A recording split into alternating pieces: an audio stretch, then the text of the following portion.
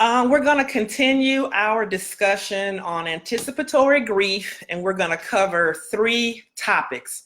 One part of the anticipatory grief that we experience involves sadness and tearfulness. Another part involves fear, and another part involves mourning. So I'm just going to kind of cover these things and just let you know that you're not alone. And I also want you to know that I hope and pray that this group, Dementia Plus 3, is helping you and will continue to help you as you make your journey through this entire grieving and caregiving process. Well, first of all, the sadness and tearfulness, that tends to just happen all of a sudden when you least expect it. Sometimes sounds, thoughts, or something as random as a song or a television commercial can be painful and trigger those tears and the sadness in your life. It comes from the fact that you are being reminded that your loved one is dying. It feels like you are reliving or relearning the first time that you learned that your loved one has a terminal illness like dementia. Fear, it's easy to get afraid. This whole process is scary, and feelings of fear are common, and they include not only the fear of their death, but fear about the changes that are going to happen after they pass away. Fear of what holiday celebrations are going to be like without them. Celebrations like for Christmas, Thanksgiving, those holidays can trigger fear and sadness and tearfulness. Mother's Day, Father's Day, birthdays are going to feel different once they're gone. And before that happens, we sometimes, think about those things and we get afraid. Fear of simple routines being changed, like, a phone call that you make to your loved one every day, or visits to your friend that you're helping to take care of. All of these things can trigger fear.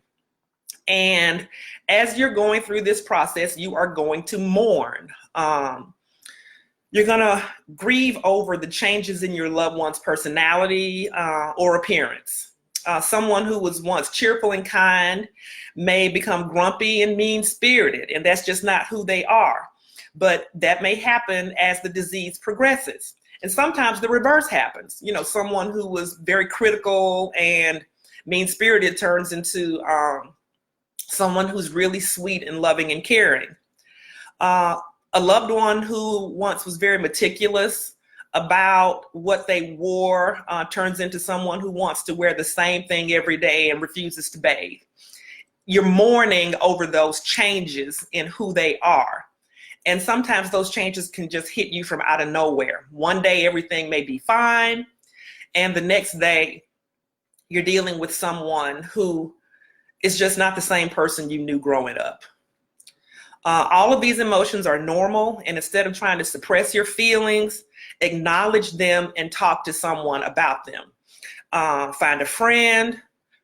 Once again, I encourage a support group, a counselor, clergy. And, I had one of those mornings today when I was dealing with frustration and fear.